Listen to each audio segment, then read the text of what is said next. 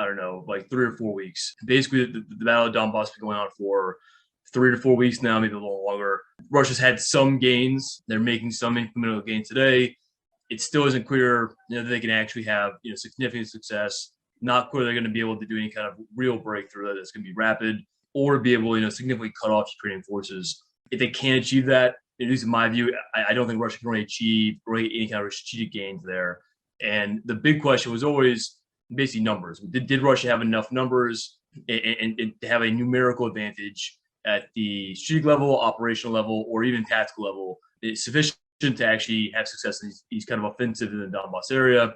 And I think in some cases they are at tactical level having that kind of superiority, but not enough to really be that significant. And that's why so far we're seeing relatively slow advances. It seems to be quite costly. Some photos yesterday of this crossing one of the rivers that seem to take really heavy attrition, which has been a kind of general point of just in general they've had difficulties crossing rivers and taking losses, and it seems that's going to be the case in the future.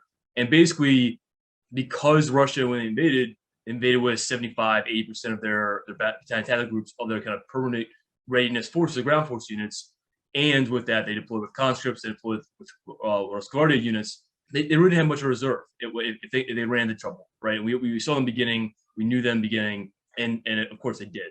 And so even though they rebalanced the Donbass, Ukrainians rebalanced the Donbass too, and it's not clear they're going to have that much success beyond kind of limited kind of gains by taking certain towns or certain cities.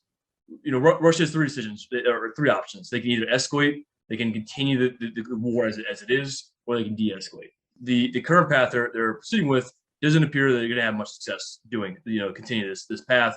Maybe they'll take more territory in Donbass. It doesn't look like they're going to be able to take that much more beyond this unless they make some kind of changes. If they escalate, right, the most likely option is mobilization. There are different kind of mobilizations options they have, but there are huge risks that come with that. And it's not clear that mobilizing conscripts or reservists will be necessarily militarily that effective. And then if you try and de-escalate, there's no reason to believe Ukraine would be willing to end the war to let Russia kind of de-escalate on their terms. They have every kind of incentive to continue this war and try and retake kind of territory that Russia currently holds. So all three options, there are risks associated with them. Not clear that any of them are a kind of clear exit strategy for Russia from this war. The problem is we look about sustaining this war, even if Russia just wants to sustain holding territories they have in Kherson and Kharkiv elsewhere, they're probably going to need to consider some kind of mobilization, limited mobilization in the coming months, because right now they're ready. Their permanent readiness units have been committed to this war. They've been there for two and a half months. They've taken heavy casualties. They're going to become exhausted. Russia does not have enough permanent readiness units to do a sustainable rotation. So that's going to become an issue coming in a few weeks. If Russia has to make a decision about whether or not they mobilize in some regard or in some way change the current trajectory of this conflict, because it doesn't appear that it's sustainable for Russia. It's probably more sustainable for Ukraine. It was known that personnel was a problem, right? It was a weakness of the Russian military compared to other militaries. They didn't have an NCO corps. It was always a question about how many contract servicemen they had and other issues about that. But it's become even clearer based on some of these kind of captured documents about the extent of the issues of personnel. And the personnel issues, in particular, there's a lack of infantry in the Russian military. And so when they kind of dole out contract servicemen, right, the priorities for those jobs are highly technical skills, and then NCO billets, and then kind of elite units, right? So because the ground forces have the fewest, really highly technical skills, and the service with the most conscripts, right? So the Navy, everyone on a submarine is supposed to be a contract serviceman, and other kind of technical roles like air defense and that nature. It takes more time to train, so a conscript can't do it. Well, a basic infantryman, you can kind of get away with doing less training, assuming they might be useful, or other jobs like being a driver, like a truck driver. And so the problem is a lot of these Russian ground force units, like logistics units, they couldn't find enough drivers who are contract servicemen. So they rely on conscripts or rely on civilians in peacetime. And then, lo and behold, when war happens, and you can't deploy those conscripts, you can't deploy civilians, they had a significant lackage of contract drivers, right? Basic, guys who are serving were basically privates who were driving trucks. They didn't have enough of them, so they couldn't man all these logistics kind of convoys. Same thing in infantry units. They didn't have enough guys to be We focus on NCOs being the issue in the Russian military. In reality, they have enough NCOs. The problem is they don't have enough infantry contract privates. And so because of that, right, the units are smaller than we expected.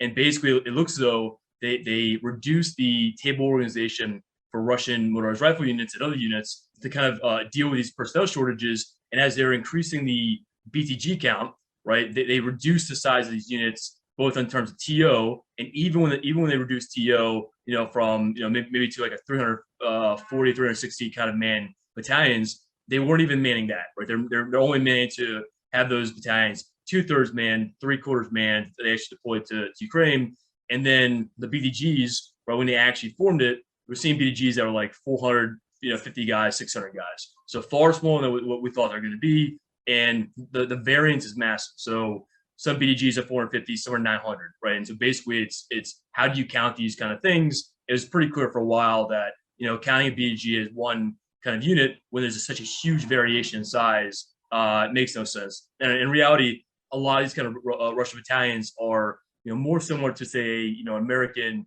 reinforced company as opposed to battalion. So the problem is those personnel issues affect everything, right? They have a massive effect on logistics. Maintenance was a problem. They didn't have enough guys to maintain vehicles. They don't have the dismounts to fight in urban terrain, right? All these other kind of issues, and it's a cascading effect across the Russian military that it hurts every kind of aspect about the campaign.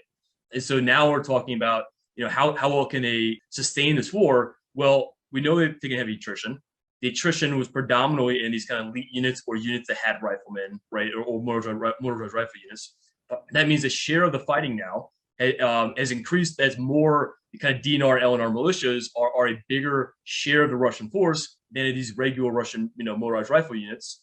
And ultimately, a lot of these units are already treated, and so they deployed to Ukraine already at reduced strength, and then whatever casualties it took makes it much worse. And in reality, they had somewhat ad hoc units. They were forming kind of squads the day of this war because they weren't told ahead of time.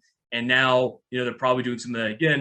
And when you amalgamate units, right, they don't have time to train together. They're not cohesive units. They're much less effective. So all these kind of things are kind of like known issues about how you want to fight or you don't want to fight, how you kind of form units. And the way kind of Russia went about this war by not telling a lot of these units ahead of time.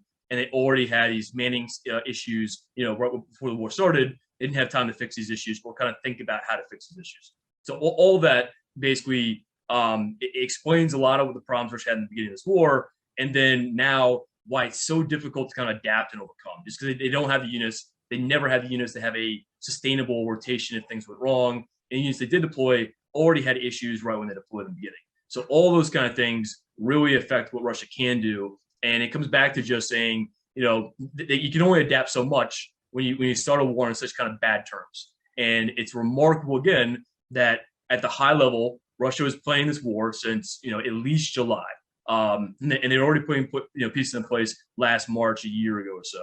It's remarkable that at the high level, at Putin's level or other senior military level, they were playing this war, and that none of this stuff was kind of pushed down to get lower guys, so they didn't have time to kind of think through some of these issues, how to mitigate these kind of weaknesses, these readiness problems, except until like the day prior to the war. And so all that kind of stuff comes back, and it's just remarkable the way they kind of went into this war and how basically Russia's senior leadership set the military up for failure, knowing they had weaknesses and they didn't try to address them.